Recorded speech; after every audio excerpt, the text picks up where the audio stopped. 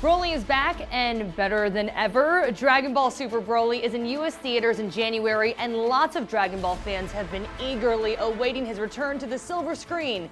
Excited to see how everything will play out between these three, dare we say, legendary Saiyans.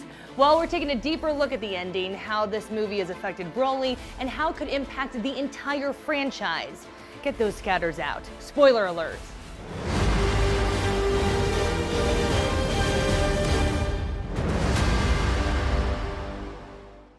Vegeta and Broly have an epic battle. No, for real though, at one point it seriously looks like they break a dimensional barrier or they're trapped in an insane kaleidoscope.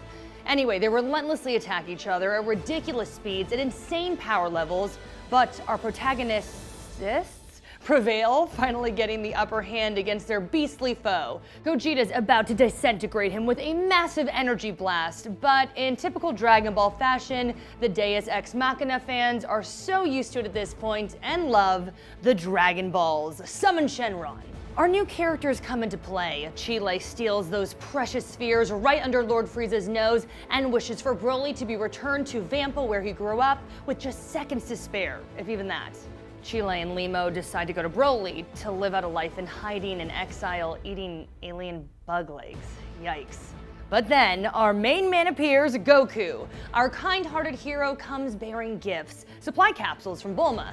Yeah, they're gonna survive on Vampa. Still kind of a womp-womp. But right before our son Goku is about to leave, he and Broly have a little bromance moment. Goku offers him the ultimate sign of Saiyan warrior respect, asking him to train with him sometime. Heart melting, tears flowing. And to wrap it all up, he tells Broly, call me Kakarot. Drop the mic! The stupid rivalry from past movies is out the window. No longer foes, now friends.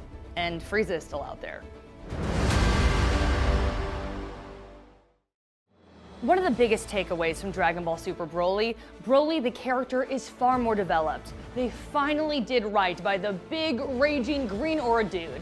In the past movies, he had an unreasonable hatred for Goku and lacked much of a personality.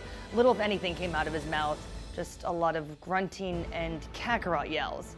And what was up with that Sailor Moon tiara?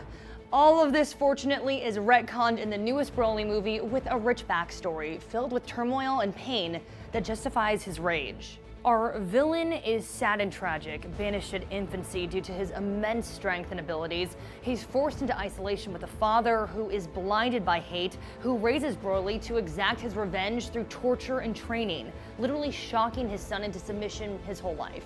Paragus even shoots Broly's pet alien thing for being a distraction. Poor Ba. Though Broly wearing his ear around his waist was a little weird. Though blinded by revenge, Paragus does love his son in his own twisted way. After all, he chases after Broly to a remote, distant world only to get stranded there. And let's be honest, Broly's powers are frightening. Paragus is forced to constantly injure Broly to protect himself, his son, and others.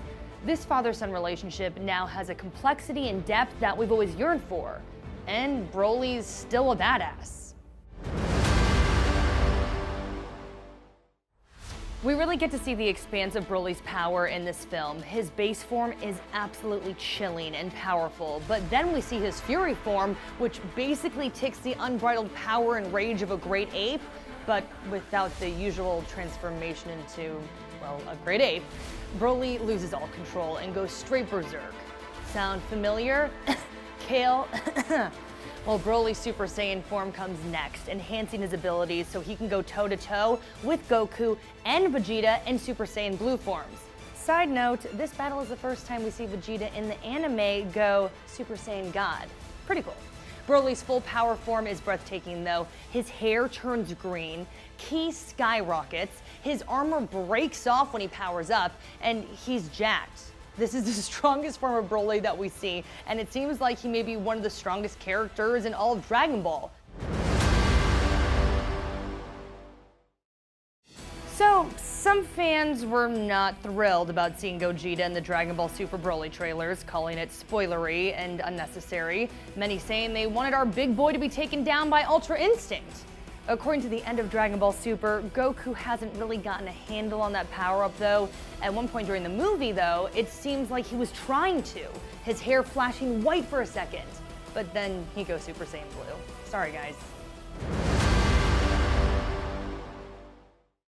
So what's the future of Broly? It seems like they're setting it up for him to appear in the anime, not as an opponent, but as a companion. This wouldn't be the first time Goku buddies up with a rival. Piccolo, Vegeta, Android 16 and 17, 18. So much of his crew started out with severe attitude problems, yet somehow they always seem to end up fighting alongside Goku instead of against him. Some might argue that Broly's mind is too childlike. He doesn't have a lot of control over himself or powers, and he is susceptible to being influenced by evil. Remind you of anyone?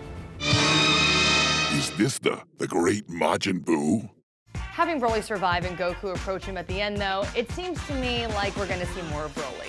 Well, what was your favorite part of Dragon Ball Super Broly? Tell us in the comments section. And don't forget to check out our videos on Goku and Vegeta reading Yelp reviews and the history of Broly. And as always, be sure to follow and subscribe to IGN wherever you'd like to watch. Kamehameha!